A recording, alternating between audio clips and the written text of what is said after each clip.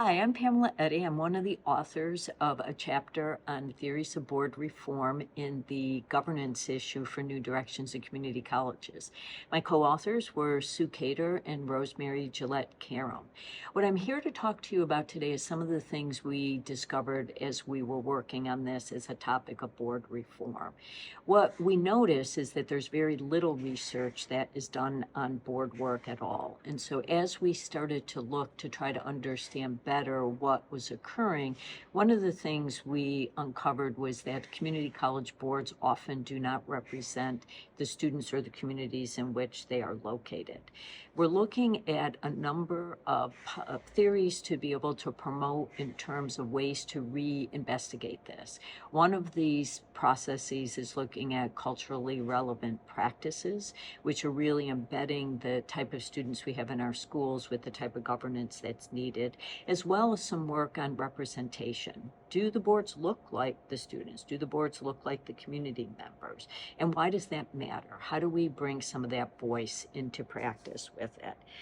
The other aspect of this is trying to understand the different ways in which governing boards operate. Dan Phelan has done another piece of work and written a book as well on governance hierarchy.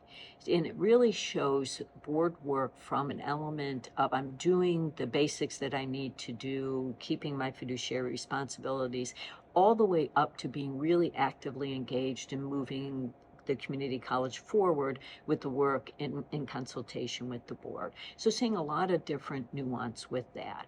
As we start looking forward with the idea of board reform, there were several pieces that we point out for practice. One of these is looking at equity-mindedness in how we look at board work. How are we looking at the board responsibilities for student success? Are all students succeeding? And that's a real important perspective to be able to take.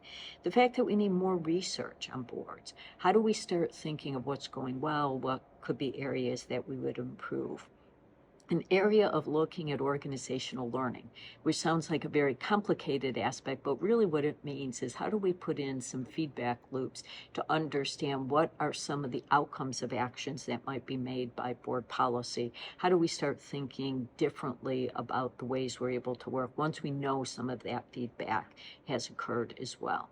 What do we look at preparing the pipeline for board members? How do they get interested in this kind of work? How might we groom them? How do we look at the different kind of trainings that would be helpful in moving the work forward? And how do we always look at the final outcome, what's best for students? Where do we see this kind of link that is going to occur? I really hope you take some time to look at this and really think more about what could be done to help improve boards in the future. Thanks.